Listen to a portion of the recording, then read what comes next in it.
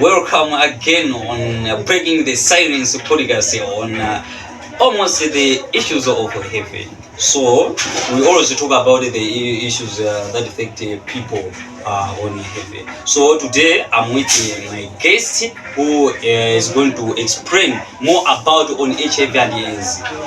Nowadays, we don't take it for granted with HIV and AIDS. And HIV and AIDS is not a death sentence. People with HIV and AIDS can live longer than who haven't HIV and AIDS. So, with the much I have already said about the topic and the segment we're going to involve in. So, it's over with, sir. Can you tell people who you are? Right. My name is Rodney Banda. Yeah. I work as an assistant at this pharmacy. Okay, fine. This is the way we are doing with our podcast on Breaking the Silence podcast with your host, Victor Campani. Don't forget to subscribe, share, or comment so that you can follow everything what we are done in these episodes. First thing, I would like you to tell the people what does HIV is different from AIDS. Well, HIV, Yeah. first thing, differs from its meaning. Yeah. HIV means human immunodeficiency virus. Yeah. While AIDS, it stands for acquired immunodeficiency syndrome. Yeah. So when you say HIV, Yeah. HIV is a virus, Yeah. while AIDS is a final disease that is added by the virus. That's AIDS we are talking now. Okay, fine. So you have explained how differ is HIV and AIDS. So can you tell the people how does HIV affect the immune system of the person? HIV, as I have already said, that is a virus. Yeah. For a person to be affected, Yeah. virus happens that the virus when the virus attack the CD4 system Yeah. that they find inside the body. Yeah. It attack the CD4 and weakening The system. the immune system Yeah. of the body. That's the one. Okay, fine. You have talked about how the HIV and the AIDS affect a person. Like it attacks the C4D cells of the person. As a result, the system of the person is weakened. So, according to the discovery of the HIV, when did the HIV discovered and how understand the change of the time until today? How can you say about when did the HIV discovered and how the changes have come until today? Alright, HIV was discovered 1983. It was a long time. Yeah, a long time. At that time, there's no significant or the way people can control it. Yeah. They know it as a mysterious disease. As a that disease, that attack people to death. But as a nature, I'll take it as like it's a disease, not identified as a HIV disease. Yeah. Okay. So We appreciate for the coming of the technology. Yeah. We have seen so many treatment Yeah. that can give the people, and hence the diseases they are well known now. oh, that means at the past 1990s, 1880s, there is no any appointment we can say that that time there was HIV and AIDS. People just taking the disease as a normal. We know like malaria, so what and other diseases. Yeah. So nowadays, because of the coming of the testing materials, because of the knowledge we are giving to our schools, the curriculum, we have identified that this disease is HIV and AIDS. Yeah. Okay, fine. So this disease can be transmitted. Of course. So can you tell the people how this disease can be transmitted from one person to another? HIV And this can be transmitted in various ways. Yeah. For example, when having unprotected sex, Okay. sharing something like needles, let's just utensils, sharing utensils. Yeah. That's the way. HIV and AIDS when during pregnancy. Yeah. That's the way. Okay, fine. You have talked about the transmission of HIV and AIDS through unprotected sex. So, maybe people can get confused how unprotected sex can be occur so that a person can get HIV and AIDS. Maybe people can get sex, but with a person which is infected, but no longer get HIV and AIDS. So, how does it happen to reach a point that a person to get HIV and AIDS through unprotected sex? Well, as I have already said, that Yeah. it is transmitted through the semen. Yeah. A person we can have sex, Yeah. can have sexual intercourse, but with a person, with a infected person, but not having the virus. Just because the person, he or she didn't release the what? The semen Yeah. contained the what? The virus. Yeah. So, it seems like when people conduct unprotected sex, once they have released the semen, it's easier for them to get affected with the HIV and AIDS. Assuming people have done unprotected sex, they have produced the semen. It does mean it means that that condition it's easier for them to get HIV and AIDS. Yes, it's easier, especially when the one person is affected. Yeah. Yeah.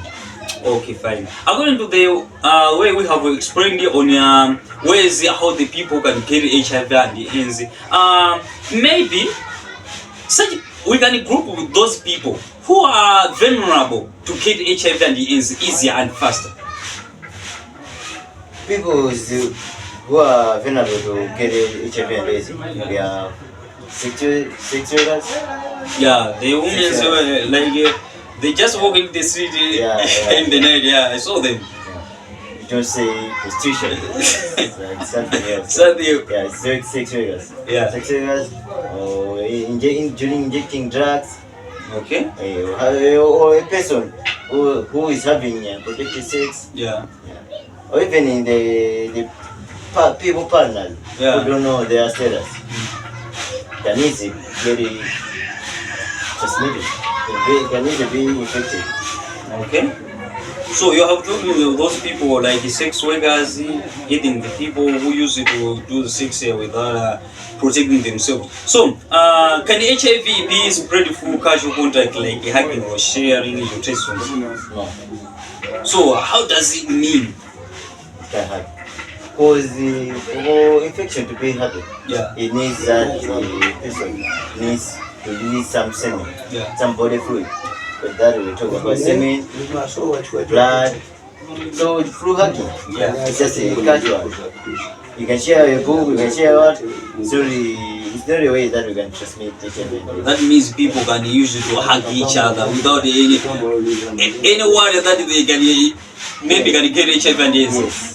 And you can even go to even infected person. I should not fear to hug a person which is infected. Maybe I can carry the HIV and AIDS. That's not risky. You're not a risk.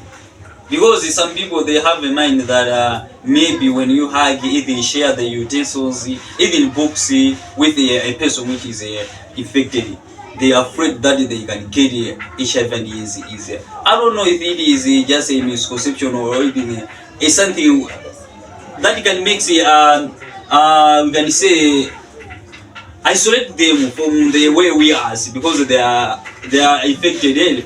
That's the myth. Okay, fine. That's the myth. So I just want you to tell the people we have talked about the diseases where's we can trust, where's the, in which things that you're going to be told at the hospital. You either be they can give you the self-test kit, even standard blood test, or even they can test your blood. Okay. So we have talked about the symptoms, and you have advised the people once they have solved these symptoms and signs, they should immediately go to the clinic for the test. So, what is the benefit of getting tested with HIV and AIDS once a person sees these symptoms? A person, when he just experiences the early stage of HIV and AIDS, it is important because it helps him or her to live the healthy life, and it will prevent the person from getting serious illness. Okay. Yes. So and he can protect others from what? He can protect others from getting the what? The disease. The disease. Hence, he knows about it. But actually, we have saw the youths. Maybe we're talking this for elders. Once they have saw these symptoms, they can easily go to the hospital for the treatment. So, assuming you have saw in our communities, maybe the youths, it's not easy to go to the hospital for the test. What can you say about this, the youths? Can you just share a certain piece of advice to those youths concerning on the testing of the HIV and AIDS? Because they take the HIV, like testing of HIV and AIDS is for granted. It's just a news we talk every day. What can you say on that? Yeah, the problem is that stigma. Yeah. You know the stigma? What's stigma? Stigma is a negative attitude on a certain condition or situation. Or other people. People afraid to get to the doctor so that they can be helped, in the fear that they will be excluded from the society. Yeah, indeed. Or be isolated. Hence, people, when they know that the other people, they believe that having HIV and AIDS is like the end of life, but it's not. So these people, they are advised to visit the hospital for tests for their own. Okay, fine. So we are just talking about the testing for HIV and AIDS. So can you tell the people where they can go for that test?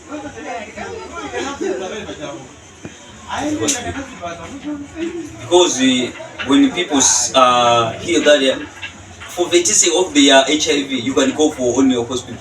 Some people, they get afraid to go to a hospital. Yeah, that's because of the myths. They're saying that if they know that they are affected. They come with a question: why should I go to a hospital while I'm not sick? You see? Alright, the problem is that we need to understand our body and to aware about anything that is happening in our body. Yeah, indeed. For example, I encourage people that they should go to visit for tests. There are so many tests that you can find in the hospital. Standard blood tests, where they test you there. Or even they can just give you self-test kit. That you can take it and use it at home. Yeah, you can use it at your home where you are alone at home. Yeah. They just prescribe you that observation that you see when you have or when you're not affected. Okay, so it does mean that people should not be afraid to get tested at the hospital. Maybe they can just get that thing you have talked about, the self-testing, and get tested themselves at home. Easier, it's possible. So once a person get HIV and AIDS, they face a lot of things in our community. We have seen some people, they no longer have a room for participation in the community development. Even some works which can help the society. Until today, people have some stigma to them concerning on because they have HIV and AIDS. Yeah. So I think you have answered on this. So can you tell people what should they know concerning on these people who are infected? The people that are infected, they are people like us. Indeed, you are talking that these people are similar for us. We should take not like other kind of humans, but we are same people. Yeah, that's we talked about. We talk about that AIDS cannot be spread through hugs or whatever. Yeah. Yeah. So people like this, they are able. They have ability indeed. Okay. But sometimes it happens that on themselves they isolate themselves from interacting with others. Yeah. It's just because they know that I am an infected person. So maybe people can get confused with me that maybe I can transfer the disease to them. That's the thing. Okay, so maybe HIV and AIDS can be cured.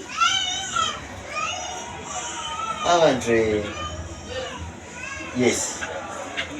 Person can be cured from HIV and AIDS. Oh, there is due to the coming of technology. Yeah. The Jackson, Jackson that is given to a person. Yeah. To cure, to be healed. Okay. Yeah, but it is expensive. People cannot all afford to get it. Yeah. But there is the drugs that are given to the affected person to help them to deal with the virus in their body, and these are ARVs. Yeah. They are given to people that are infected so that they can help them to avoid multiplication of what? Of a virus. Yeah. Or keeping their life long and healthy. So, as you have already said concerning only ART, some people can say ART. So, how does this ART works in a person or the uninfected person? This works when it is injected into the injected in the person, infectious person. Yeah. It weakens the virus that affects CD4 immune system. Okay. Yeah. So it weakens it and avoid the spreading. So that means the ARV that can help to weak this virus. Yeah, it helps him to weaken it so that he cannot go further to serious illnesses or even die. That means the ARV can't cure HIV and AIDS. It can't cure, but they can help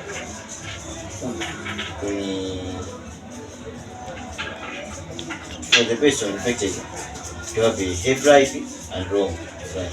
So we have seen some scenarios people with HIV and AIDS, they refuse themselves to take this drug ARVs while they are affected.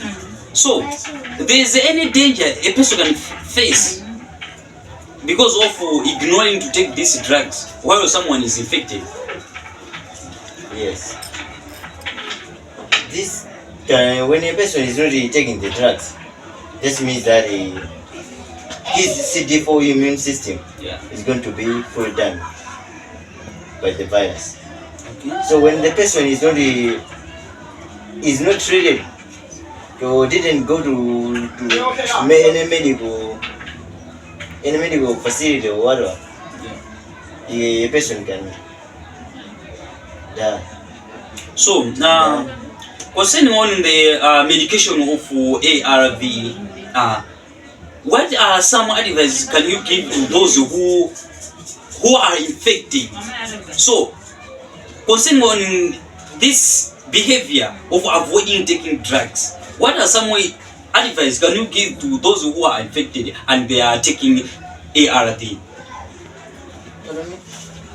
Assuming we have scenarios, some people they avoid themselves to take ARVs. eventually they can die or have a serious illness. So we have heard a lot of this. So can you tell the people who are infected or not affected? Well, I encourage the people who are infected that they should just visit the doctor for early treatment, for them to get treated. Okay. Or even the ones that they are feeling that they are safe. I encourage them that they should visit any clinic or the hospital. Okay. To just aware of their life. Okay, fine. Concerning on all we have talked about, concerning on what HIV, how HIV can be transmitted, who are people who are vulnerable to get HIV and AIDS easier. We have talked about the where people can go to get civic education in the testing of the HIV. And we have talked about the misconception people have concerning on HIV and AIDS. We have talked the issue about the curing of the HIV and AIDS. So I would like you to tell the people, is there any truthiness that people you can tell the people that HIV can be prevented? Yeah. Indeed, HIV can be prevented. Yes. So I would like you to tell the people, maybe should follow the ways how this disease can be prevented. Alright, HIV and AIDS, it's a disease. Can be prevented so by when you're having sexual intercourse, by using condoms, okay, using PrEP, okay, PrEP, there are pills that are taken to infect a person. Yeah. For them to get illnesses. Okay. Yeah. So that means that condoms can 100% make a person not to get HIV and AIDS. It's not 100% against you can experience a leakage of the condom. Yeah. Yeah. But you can trust it. Indeed, so, people should trust condoms to use to prevent from HIV and AIDS. Yes. Okay. Fine. They are encouraged to go to the hospital to get blood tests. Okay. Either themselves or their partners, so that they can know their health status. Okay, fine. This is the way we are doing with our podcast on breaking the silence on HIV. We also talk about the issues of HIV. So today we are continuing proceeding and we are targeting on HIV and AIDS. Mindful in our brain, HIV and AIDS is not a death sentence. It's a thing which is a very crucial, but we should not take it as a sentence which brings us to death. So with our doctor is explaining to us concerning everything concerning on HIV and AIDS. We have we have here and so some scenarios which makes us due in mind. But don't worry about that. We have the expert on HIV and AIDS, and he is going to explain until the full moment of our episode with your host, Victor Company. But before we proceed, I would like the guest to explain to the people. Maybe we can say that there is some more challenges people who are infected with HIV and AIDS face in our community. Yeah. The changes that people that are affected is that people exclude them from doing their other ways in the society. Yeah. Sharing them something like sharing their utensils. They're afraid of maybe using the same plate with the person infected with HIV and AIDS. They're afraid that using the same plate with the person infected can get HIV and AIDS. That's lies. Okay. Yeah. So people which are living with HIV and AIDS, we see that they are excluded into the society because they are how affected with HIV. And sometimes it happens that they isolate themselves in interaction with others. This is a max end of our episode today. We was talking about the issues of HIV and AIDS. So until the next time, we were coming with another episode concerning on health. That is a new topic on health. Don't forget to subscribe, share, and comment. Until next time, goodbye.